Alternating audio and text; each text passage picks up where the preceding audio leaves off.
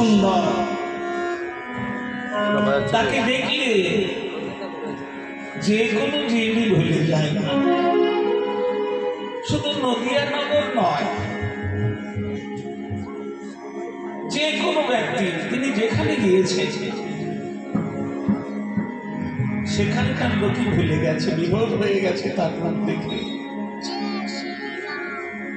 আমরা কীর্তনিয়ারা প্রত্যেকেই বলি মহাপ্রভু সুন্দর, গৌরাঙ্গ সুন্দর। তিনি কেমন সুন্দর!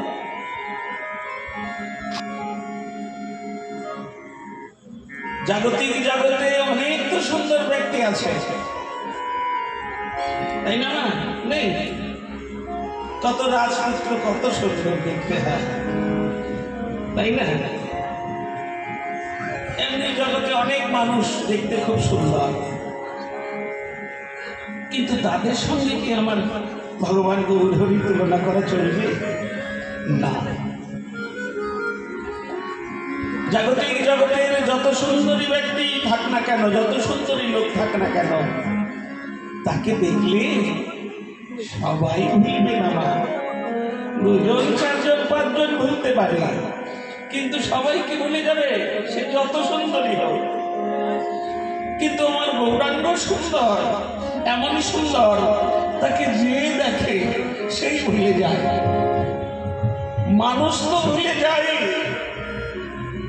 কীট পতঙ্গ পশু পাখি তারা পর্যন্ত ভুলে যায়।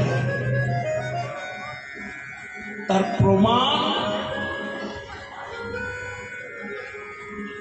প্রমাণ রয়েছে। এই যে যেদিন মহাপ্রভু ঝাড়খণ্ডের বনের পথে যাত্রা করেছিলেন বৃন্দাবনে, শ্রীক্ষেত্র পুরীধাম থেকে তিনি বৃন্দাবন যাত্রার সিদ্ধান্ত নিলেন, ঘোষণা করে দিলেন আমি বৃন্দাবনে যেতে চাই। আপনারা সকলেই জানেন মহাপ্রভু তিনি মাত্র 48 বৎসর এই সংসারে লীলা করেছেন, মাত্র 48 বৎসর। তার মধ্যে নবদ্বীপে অবস্থান করেছিলেন 24 বৎসর। 24 বৎসর হয়ে শেষ মাঘ মাস হেনকালে প্রভু করিলেন সন্ন্যাস। মাঘ মাসের শেষের দিকে তিনি সন্ন্যাস গ্রহণ করেছিলেন, বর্ণনা আছে চৈতন্য চরিতামৃতে। আর বাকি যে 24 বৎসর তিনি লীলা করেছেন তার মধ্যে 18 বৎসর তিনি লীলাধাম শ্রীক্ষেত্র পুরীতে তিনি অবস্থান করেছেন, পুরীধাম। আর বাকি 6 বৎসর ধরে তিনি সমস্ত ভারতবর্ষের সমস্ত তীর্থ পর্যটন করেছেন। 6 বৎসর ধরে পায়ে হেঁটে মায়েরা।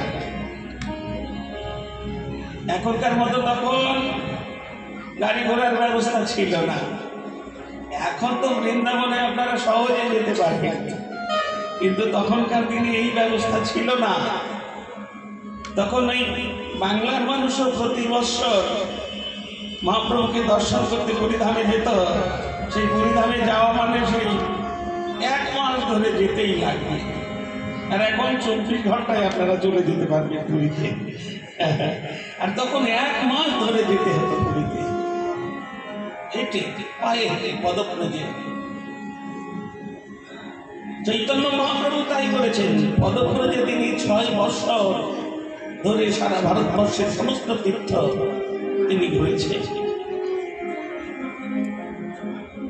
তো যখন তিনি সিদ্ধান্ত করলেন আমি আর পুরীধামে থাকবো না, আমি প্রথমে চলে যাব বৃন্দাবনে, সমস্ত গৌড়ীয় ভক্তগণ, পুরিয়া ভক্তগণ তারা প্রভুর বিরহে কাতর হয়ে গেল। প্রভু আপনি যদি চলে যান তাহলে আমরা থেকে কি করবো? প্রভু আপনি আমাদেরও সঙ্গে নিয়ে চলে যান, আমরাও থাকতে চাই না এই পুরীধামে। ভগবান পড়ে গেল বিপদে।